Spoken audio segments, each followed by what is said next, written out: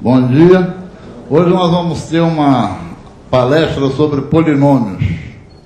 Nós vamos começar passando um filmezinho, um vídeo, do Instituto de Tecnologia da Califórnia, do Caltech, a respeito de polinômios. Tem algumas coisas extremamente interessantes, há algumas coisas extremamente interessantes nesse vídeo.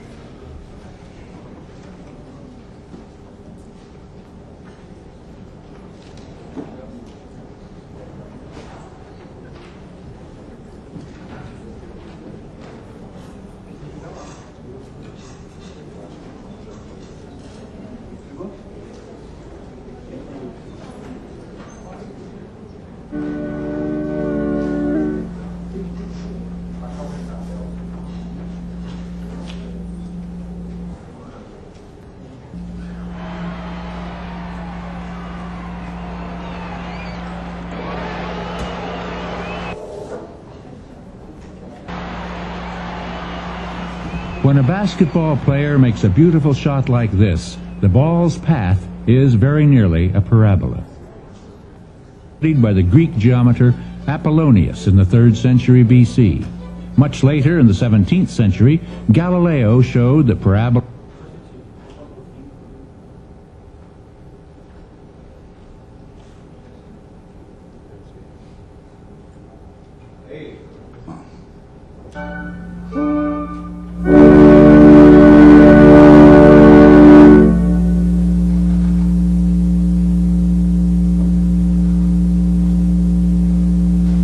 O vídeo começa com polinômios na vida real.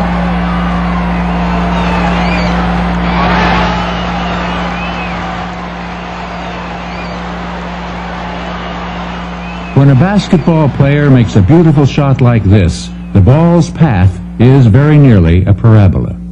Parabolas were studied by the Greek geometer Apollonius in the 3rd century BC.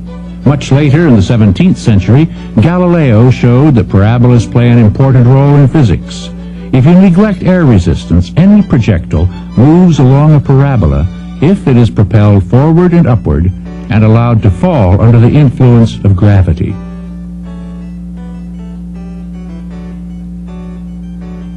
To make a sailboat glide smoothly through the water, naval architects use cubic curves to shape the hull.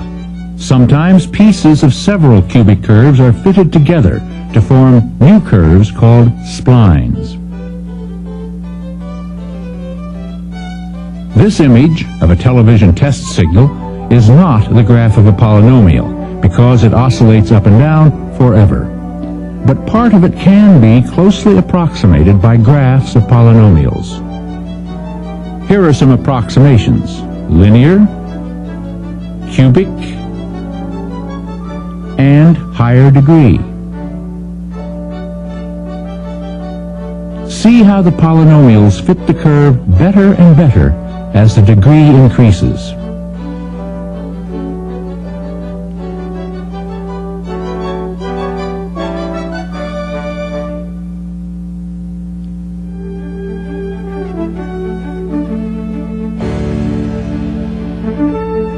Two French scholars, Pierre Fermat and René Descartes, made a landmark contribution to mathematics in the 17th century when they introduced coordinate systems and described geometric figures with numbers and algebra.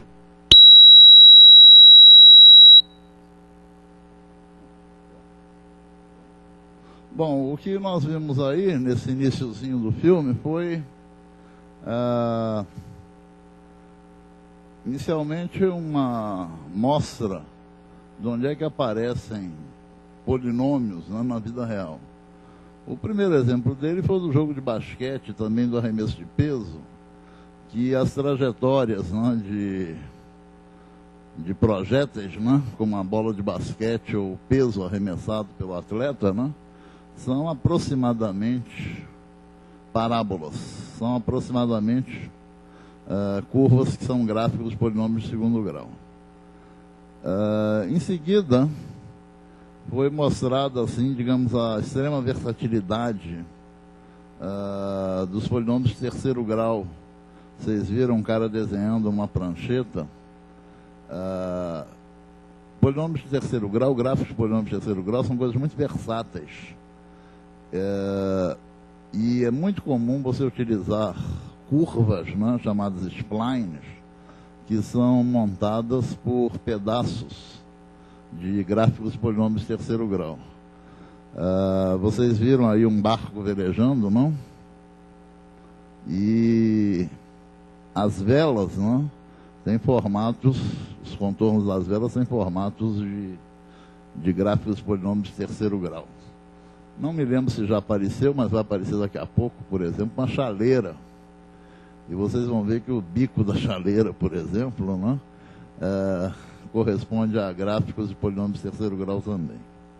Ele comentou que quem estudou basicamente a parábola, aliás, as cônicas, foi um matemático fantástico chamado chamado Apolônio de Perga, que é autor da parte de cônicas reunidas nos elementos de Euclides, século III a.C. E Galileu, no século XVII também, né, chegou à conclusão que as trajetórias, né, de projéteis, né, são parábolas, certo? Agora ele vai descrever polinômios de primeiro grau, né, polinômios lineares, e vocês vão ver uns efeitos muito interessantes do que acontece quando a gente soma uma constante ao valor do polinômio, quando a gente soma uma constante ao valor de x.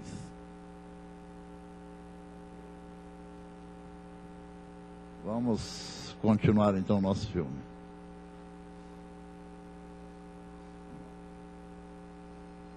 X. If you take any point on the line, say this one, its vertical y coordinate is equal to its horizontal x coordinate.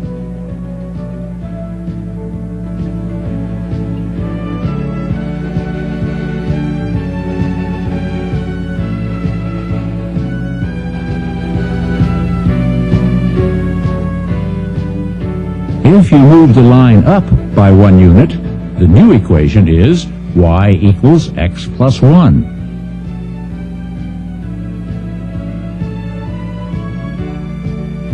You can also move the line up by any amount,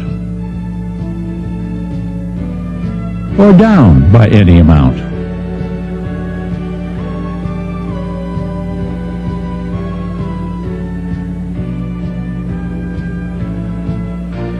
This line is described by the equation y equals 1/2 x. For each unit you move forward along this line, your elevation increases 1/2 unit.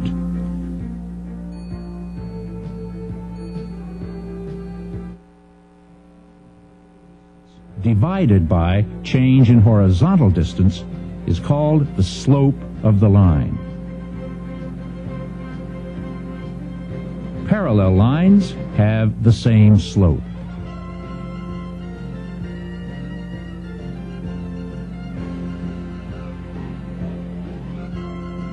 The equation y equals 2x describes a line with slope 2.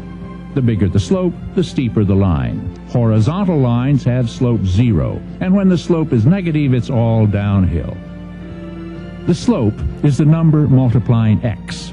Again, we can move a line up or down without changing the slope.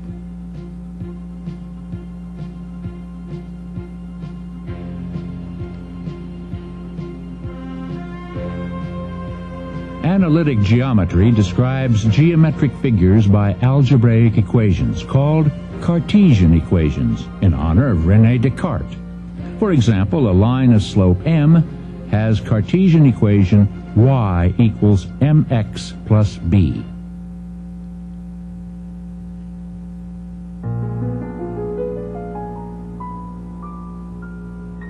The Cartesian equation for this parabola is a storehouse of information about the curve. For any point on the curve, the vertical coordinate y is equal to the square of the horizontal coordinate x. The curve passes through the origin and is symmetric about the y-axis. The equation does not change when x is replaced by negative x. Let's see what happens to the equation when we shift the graph up or down. If we move the graph up 1 unit of distance, the new graph has the equation y equals x squared plus 1. If we move it vertically by any amount, the equation is changed by adding or subtracting that amount. All these examples illustrate vertical translation. Now let's see what happens if we translate the curve y equals x squared horizontally, say 1 unit to the right. To find the equation of the new curve, subtract 1 from x, then square the quantity x minus 1 to reach the original curve. Plotting this at x, we get y equals x minus 1 squared. This equation represents horizontal translation by 1. We can also translate the curve horizontally by any amount. You get the new equation by replacing x by... Uma coisa interessante que o provão, inclusive, mostrou é que questões que envolvem o que acontece com o gráfico quando você soma uma constante, né, que o gráfico se movimenta para cima, as questões são acertadas pela imensa maioria dos formandos em matemática. Já quando o movimento é horizontal, essas questões são erradas pela imensa maioria. Se você tem um gráfico de um y igual a um polinômio y igual a p de x, e você passa para o gráfico de y igual a p de x mais 1, os formandos em matemática identificam com facilidade que o efeito que isso vai ter no gráfico é que o gráfico vai subir uma unidade. Se você troca y igual a p de x por y igual a p de x menos 1, os formandos em matemática identificam com facilidade que o gráfico vai descer uma unidade. Vai ser transladado de uma unidade na vertical para baixo. Agora, quando o deslocamento é horizontal, essas questões são erradas pela imensa maioria dos formandos em matemática. O que nós vimos aí é que para deslocar o gráfico uma unidade para a direita, você tem que trocar o x por x menos 1. Né? A imensa maioria dos formandos pensa que para deslocar o gráfico para a direita, você teria que trocar o x por x mais 1. Né? Isso é um erro cometido pela maioria dos formandos de matemática, conforme revelado pelo provão. Né? Os deslocamentos horizontais, quando você quer deslocar para a direita, né, de uma unidade, você tem que trocar o x por x menos 1. Para deslocar uma unidade para a esquerda, você tem que trocar o x por x mais 1. Né? Certo? That amount. The graph is translated to the right of the origin if the amount is positive, and to the left of the origin if the amount is negative.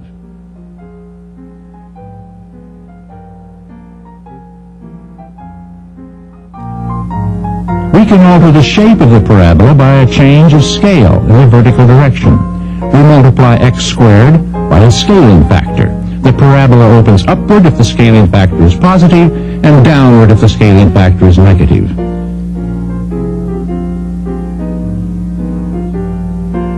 Now let's start with the equation y equals x squared and perform all three transformations. Horizontal translation by an amount we'll call h. Vertical scaling by a factor we'll call a. And vertical translation by an amount we'll call k. No matter where we move the graph, y is a quadratic polynomial in x. To see this, square the quantity x minus h,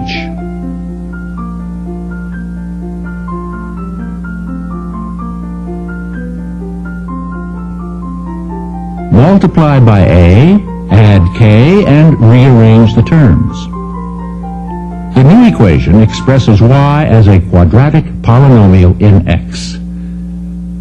This number, which doesn't depend on x, is called the constant term. Changing its value translates the parabola up or down without changing its shape. The number that multiplies x is called the linear coefficient. Changing its value doesn't change the shape of the parabola, but it moves the curve to various positions in the plane. The shape of the parabola is determined by the number that multiplies the highest power of x, called the leading coefficient. If it's positive, the parabola opens upward like this, and there is a lowest point or valley on the graph. If the leading coefficient is negative, the parabola opens downward like this, and there is a highest point or peak on the graph. This point where the parabola has a peak or a valley is called the vertex of the parabola. The Cartesian equation can be expressed in terms of the coordinates of the vertex.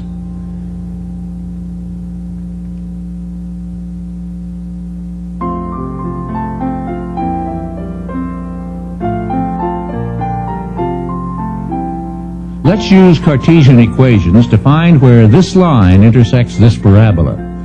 Every point on the line satisfies y equals mx, and every point on the parabola satisfies y equals x squared.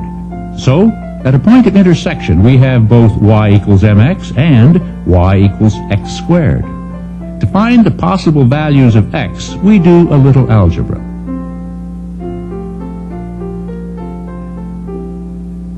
And we find two intersection points, one with x equals m, and another at the origin. An arbitrary line may or may not intersect a parabola. If it does, the number of intersection points is either 1 or 2. Points where the horizontal x-axis crosses the graph of a quadratic polynomial are called real zeros of the polynomial. They can be found by solving a quadratic equation. The zeros are easy to find when the polynomial is expressed as a product of linear factors. For example, this product has one zero at x equals 2 and another at x equals minus 1. See what happens as the zeros move further apart or closer together. The lowest point on the parabola is always midway between the two zeros. When the two zeros coincide, the lowest point is on the axis, and we say the quadratic has a double zero. When a quadratic has no real zeros, like this example, it cannot be factored into real linear factors. Quadratic polynomials are used to generate these images of Jupiter. The computer must find the zeros of a different quadratic polynomial at each spot on the screen. If the quadratic has no zeros, the spot is away from the planet. If there is one double zero, we are at the edge of the planet, and if there are two zeros, the planet appears.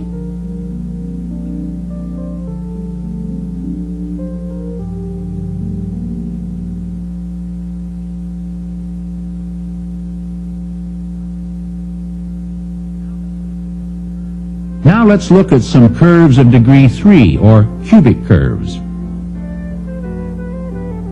3 examples reveal the basic properties of all cubic curves. Y equals x cubed,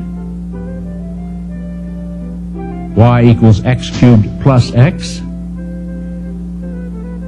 and y equals x cubed minus x.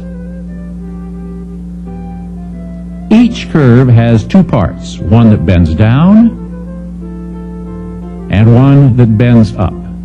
The place where the upward and downward parts meet is called a point of inflection. The basic shapes don't change if we add a positive constant to move them up or a negative constant to move them down.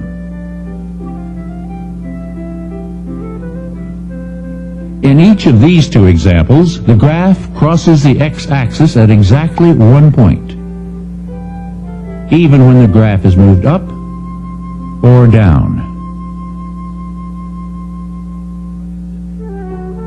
But in this example, the graph crosses the x-axis at 3 distinct points.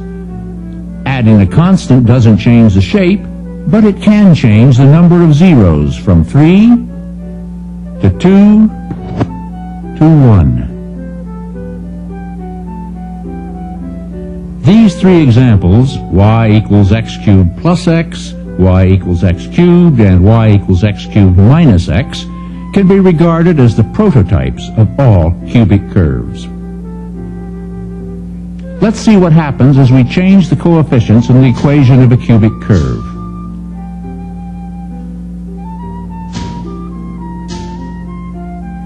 Although the shape changes, it has the same basic form as one of the three prototypes.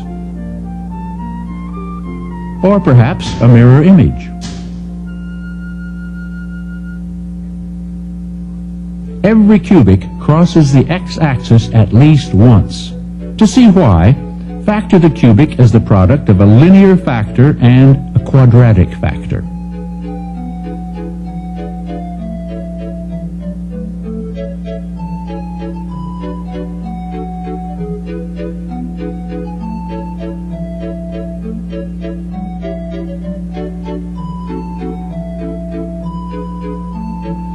The linear factor has exactly 1 0, which is also a 0 of the cubic. In this example, the quadratic factor is never 0, so the cubic has only 1 0. In this example, the quadratic itself has a double 0, so it can be factored and the cubic has a triple 0.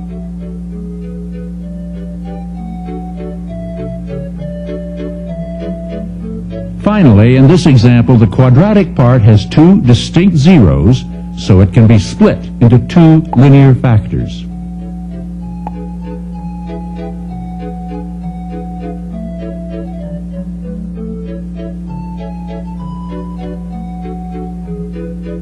And we see that the cubic is a product of three linear factors and therefore has three zeros, one for each linear factor. This is what a cubic looks like if the three zeros are distinct, no matter how far apart they are.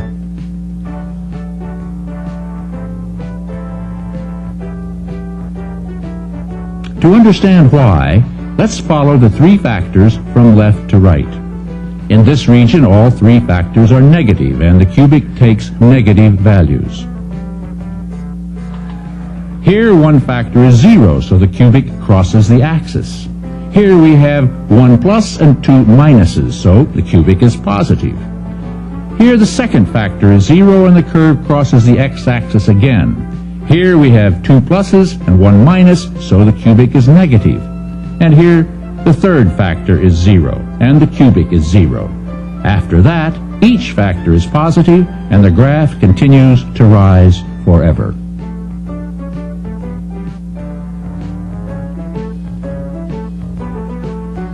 Somewhere between the left two zeros, the curve has a turning point or a peak called a local maximum. And there is another turning point or a valley between the right two zeros called a local minimum. Now let's see what happens when these two zeros are made to coincide. Or when these two coincide. A more dramatic change takes place when all three zeros coincide. The peak and valley come together at a point of inflection. Computer-aided design uses pieces of polynomial curves to trace out shapes. For example, if you take two cubic curves and plot one against the other, you get a more flexible curve. Just the sort of curve you need to make a teapot.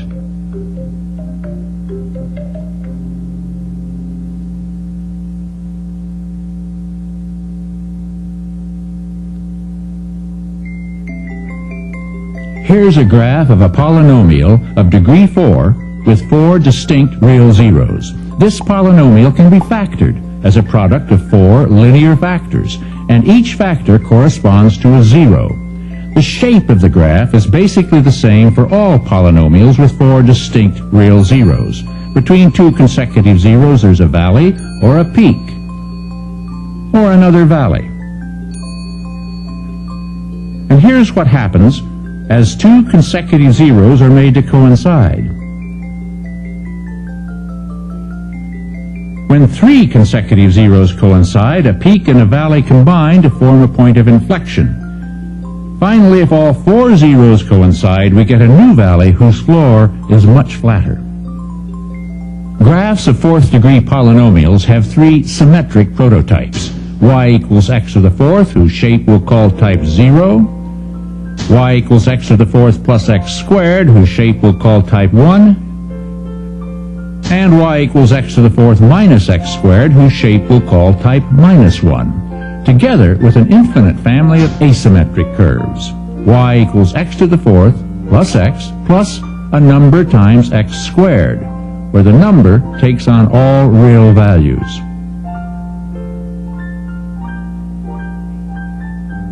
The asymmetric curves we'll call type A.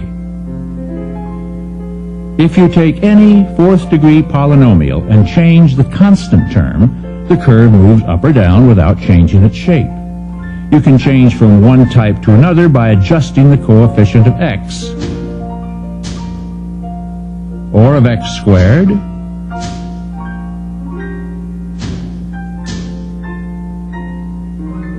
or of x cubed.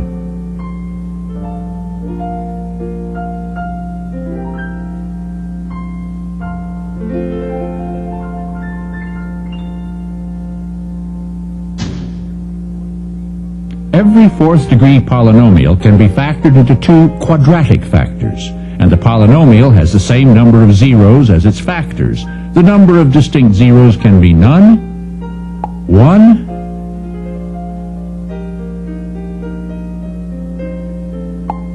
or 2, 3, or 4. For polynomials of degree 5, there are many more basic shapes. And for polynomials of higher degree, there are even more.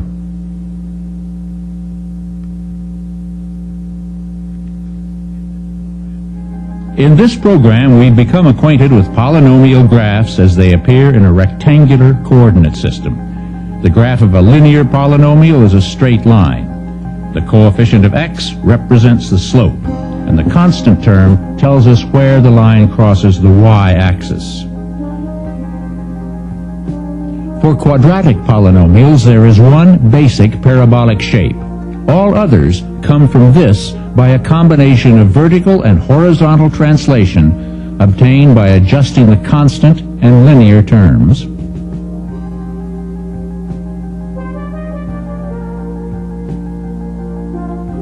or by a vertical change of scale.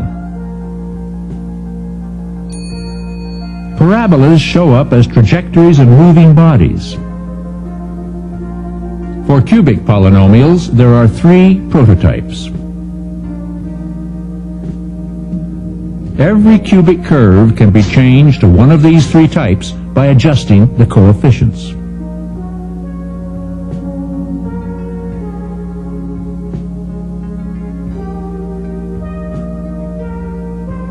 Cubic curves are used in designing many things. Everything from sailboats to teapots.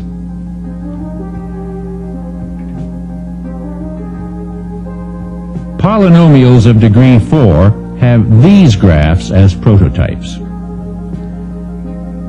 As the degree increases, the number of prototypes also increases. We can change the shape of a polynomial graph with high-tech computer graphics, or with our own muscles. Here we see an athlete coordinate his actions to shoot a basket from the forecourt. What he's really doing is changing the coefficients of a quadratic polynomial by adjusting the position of his hands, and it all happens in a split second. Polynomial magic.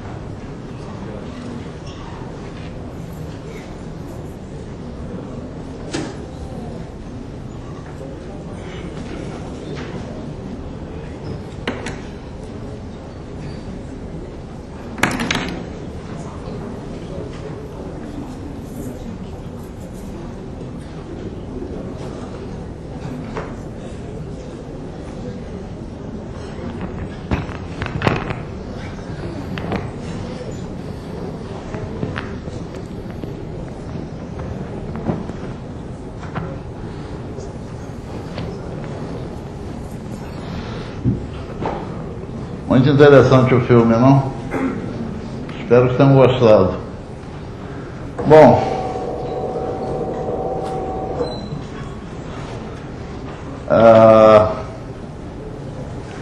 no pouco tempo que nos resta para falar sobre polinômios, eu achei mais interessante falar sobre duas coisas que talvez sejam pouco conhecidas. Se eu tiver tempo de falar em ambas, não?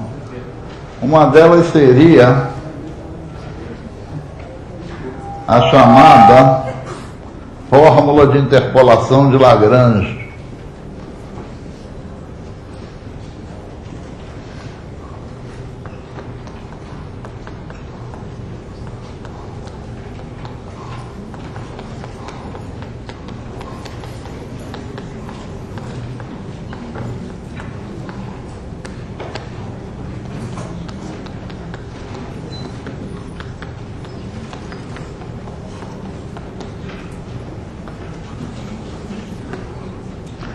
O Lagrange, ele provou um resultado extremamente interessante, que é o seguinte: quando você dá uma série de pontos,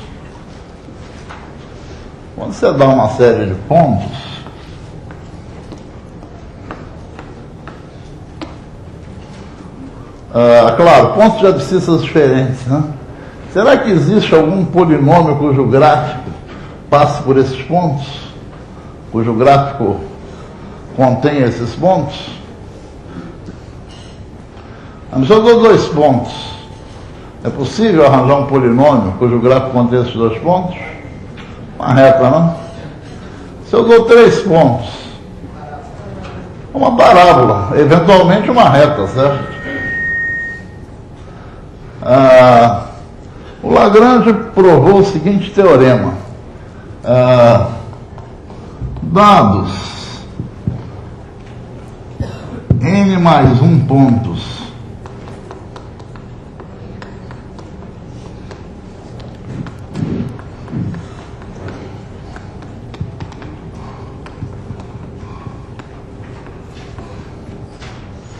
x0, y0, x1, y1, xn, yn de abscissas distintas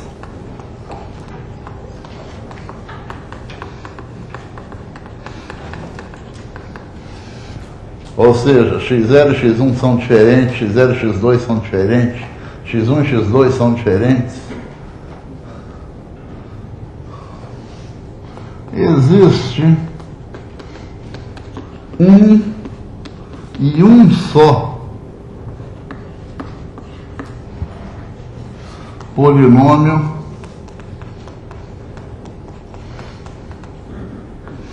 de grau menor ou igual a n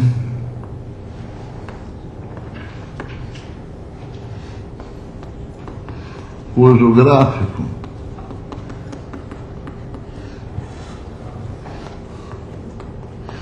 contém esses pontos.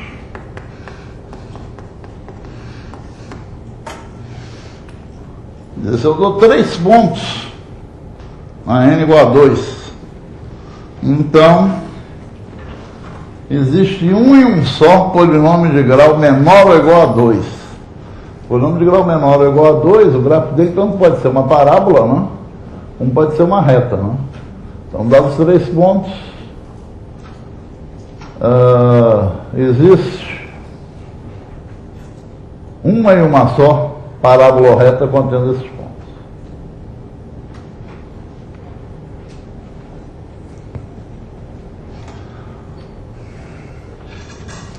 Eu tenho que provar 2 coisas aí. Uma é a existência e outra é a unicidade, né? Eu tenho que mostrar que existe esse tal polinômio e mostrar que ele é único, certo? A prova da existência é extremamente interessante. O Lagrange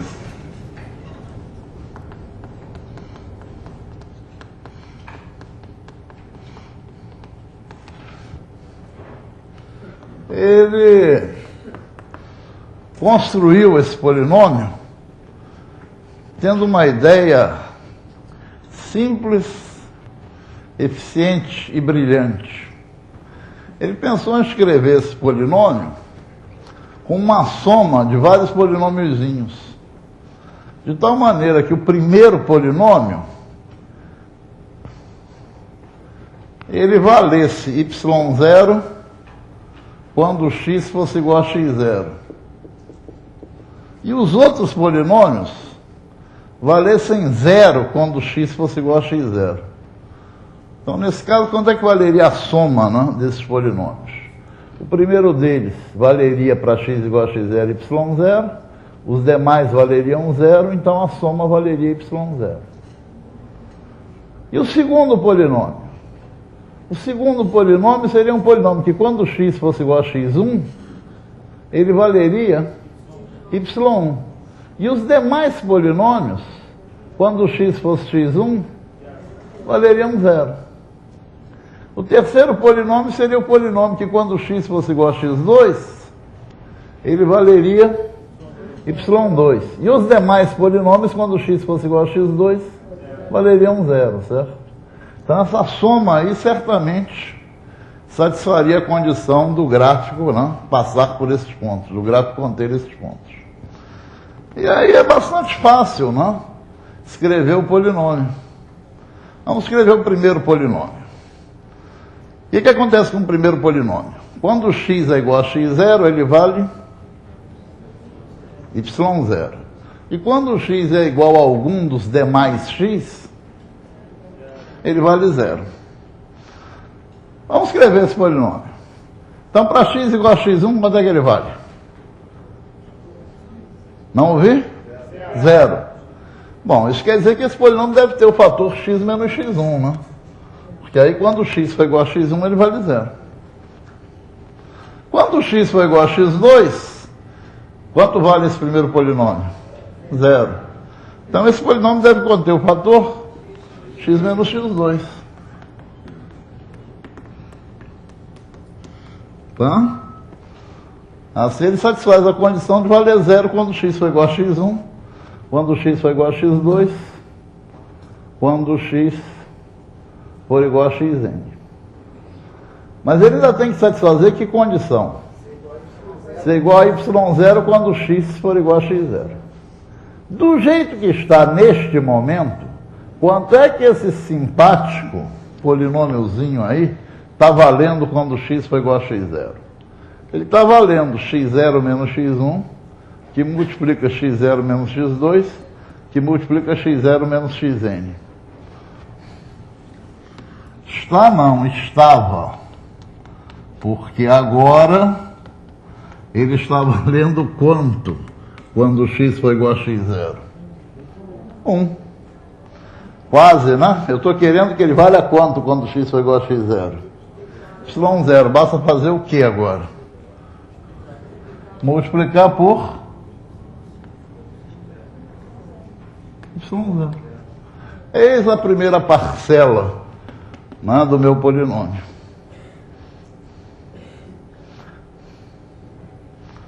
Certo? Esse daí se anula quando x é igual a x1, x2, xn, e quando x é igual a x0, vale y0. Agora o segundo se anula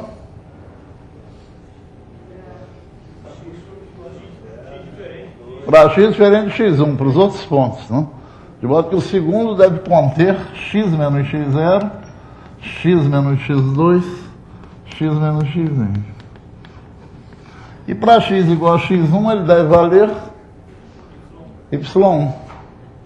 Para x igual a x1, ele está valendo, né? x1 menos x0, x1 menos x2, x1 menos xn. Eu divido, ele passa a valer 1. Aí eu multiplico por y1 e pronto. Etc, né?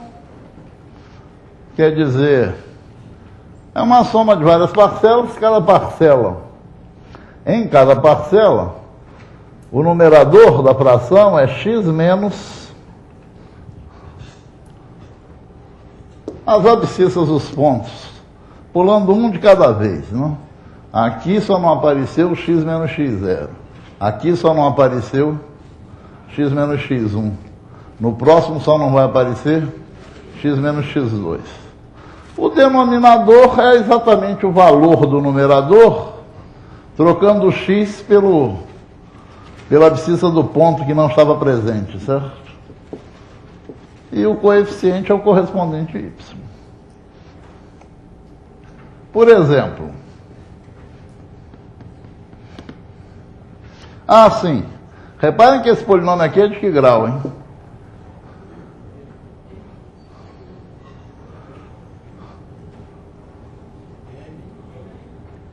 N, né? Claro, quando você soma essas coisas aqui, o termo de maior grau pode cancelar, né, de um com o outro, e aí pode resultar em grau menor do que n, certo? Mas certamente isso é um polinômio de grau menor ou igual a n, conforme prometi o enunciado. Antes de provar que esse polinômio é único, vou dar um exemplozinho aqui bobo. Por exemplo, vamos descobrir um polinômio que satisfaça essas condições aqui, ó. O P de 0 é 6. O P de 2 é 0. E o P de 4 é 2.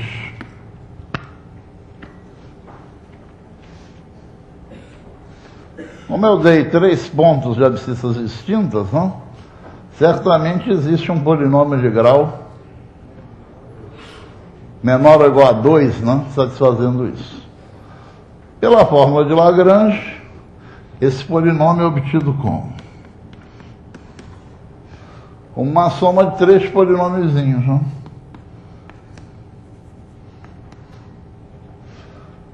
No primeiro, eu pulo 0. Então, x menos 2, x menos 4. E no denominador, eu substituo x por 0. No segundo, eu pulo 2. Claro que eu não precisava escrever esse segundo polinômio aqui por causa do coeficiente 0.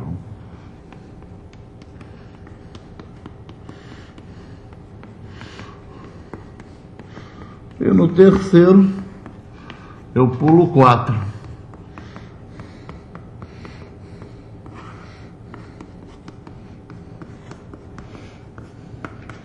Esse é o polinômio obtido pela fórmula de Lagrange. Passamos as contas.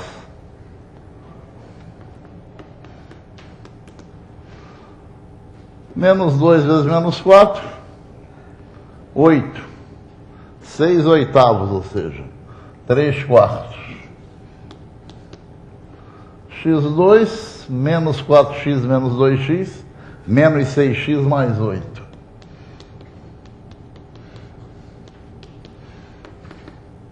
Esse termo aqui dá 0. E este?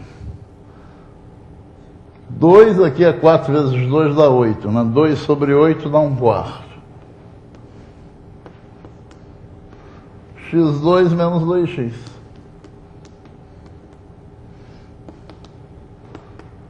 Três x2 mais x2, 4x2 sobre 4, x2. Menos 18x menos 2x, menos 20x sobre 4, menos 5x. Mais 24 sobre 4 mais 6. Esse é o polinômio.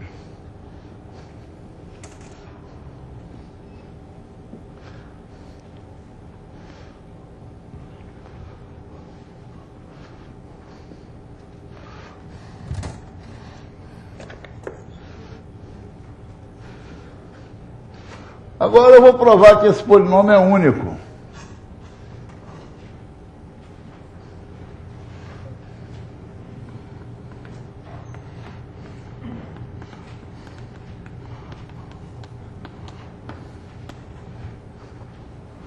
Qual é a melhor maneira de eu provar que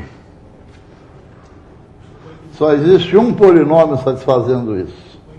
Suponho que existem dois e mostro que os dois são iguais, né? A melhor maneira de provar a unicidade de alguma coisa é sempre essa. Suponha que há dois e mostre que os dois são iguais.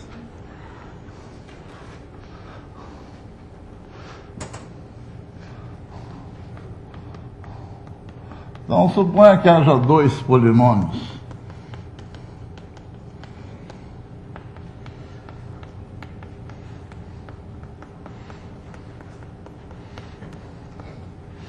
Claro, dois polinômios de graus menores ou iguais a n, ambos satisfazendo, ambos com um gráfico contendo esses pontos. Chamar esses dois polinômios de P1 e P2.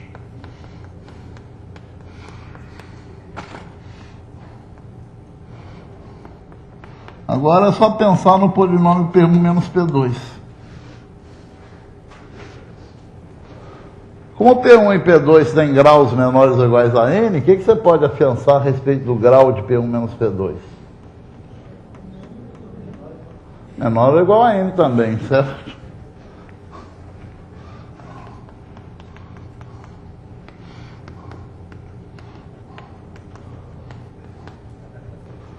E o que você pode garantir a respeito do valor de P1 menos P2 para x igual a x0? Quanto é que vale o P1 para x igual a x0? Y0. Quanto é que vale o P2 para x igual a x0? Y0. Então, quanto é que vale o P1 menos P2? 0. Quanto é que vale o P1 menos P2 para x igual a x1? 0, né? Para x igual a x1, ambos valem y1, então a diferença vale 0. Então, o x0, x1, etc., o que são do P1 menos P2? Raízes. Raízes.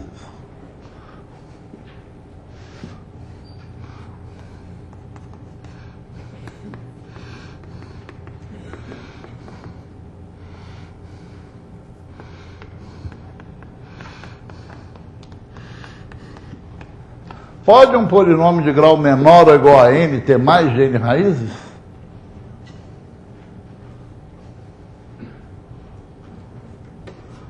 Pode um polinômio de grau menor ou igual a n ter mais de n raízes? Só se ele for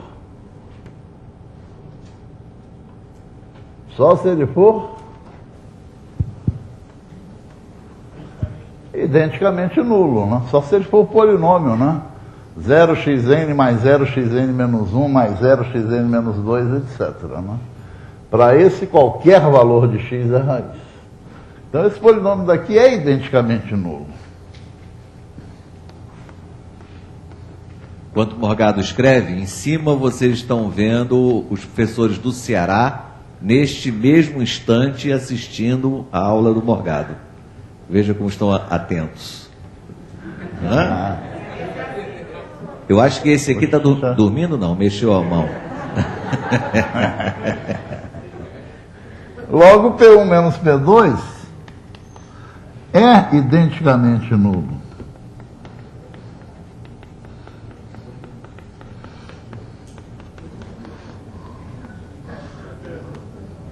E P1 é idêntico a P2.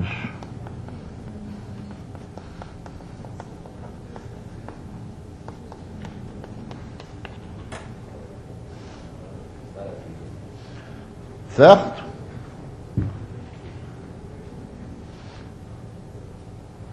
A fórmula de Lagrange não é uma fórmula extremamente prática para você encontrar o polinômio. Há técnicas melhores, né? Quem um dia estudar um pouquinho de diferenças finitas vai ver a fórmula de Newton e vai escrever o polinômio de maneira melhor, né? Maneira mais fácil de fazer as contas para descobrir o polinômio. Mas a fórmula de Lagrange tem essa enorme vantagem de provar esse fato, né? Que quando você dá, por exemplo, 3 pontos de abscissas diferentes, existe um e um só polinômio de grau menor ou igual a 2, né, cujo gráfico contém esses pontos. Agora eu vou terminar propondo uma coisa. Nós aqui acabamos de descobrir que para esses 3 pontos, existe um único polinômio de grau menor ou igual a 2, cujo gráfico contém esses 3 pontos, que é esse simpático aqui, certo? Agora eu queria que vocês escrevessem, sem muitas contas, um polinômio de quarto grau,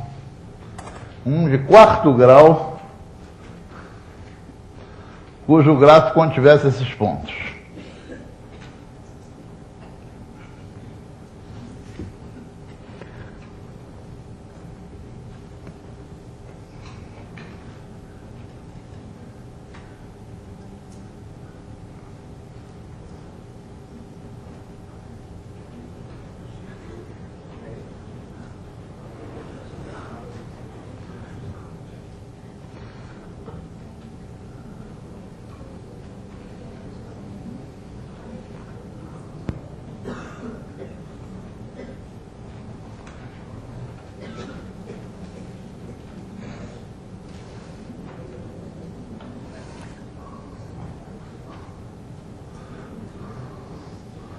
Quem prestou bastante atenção à ideia do Lagrange, provavelmente vai resolver isso com facilidade.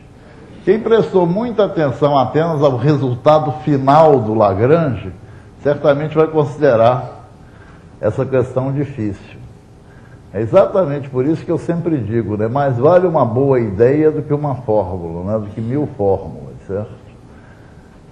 É importante a gente provar as coisas para os alunos, para que eles adquiram as boas ideias, né? Só saber a fórmula, é só você mudar um pouquinho a situação, o aluno já fica todo atrapalhado, certo?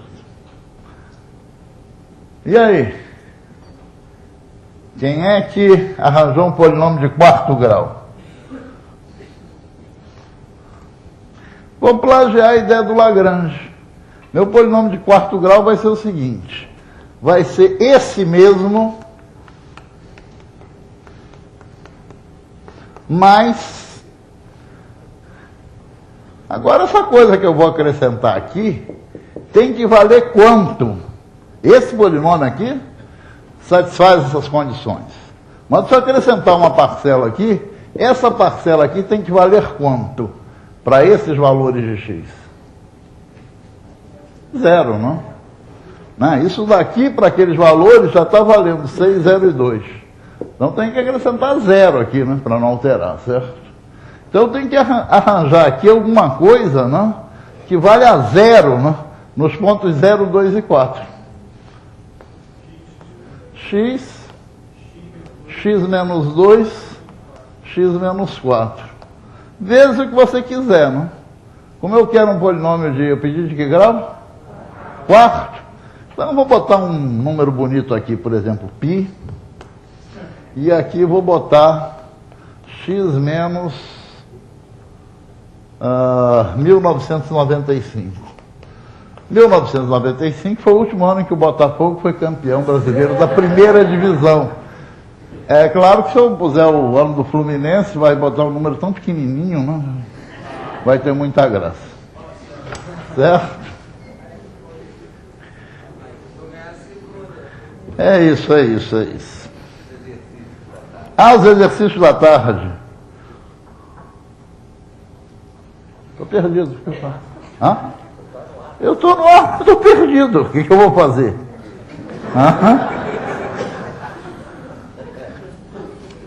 Estou falho, estou perdido. Cadê os pais? Quem está com a lista dos exercícios da tarde?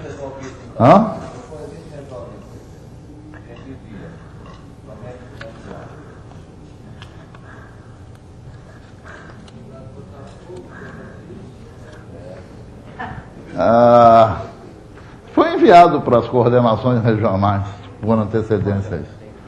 Aqui, no momento, eu estou perdido em relação a quais são os exercícios. Obrigado pela atenção.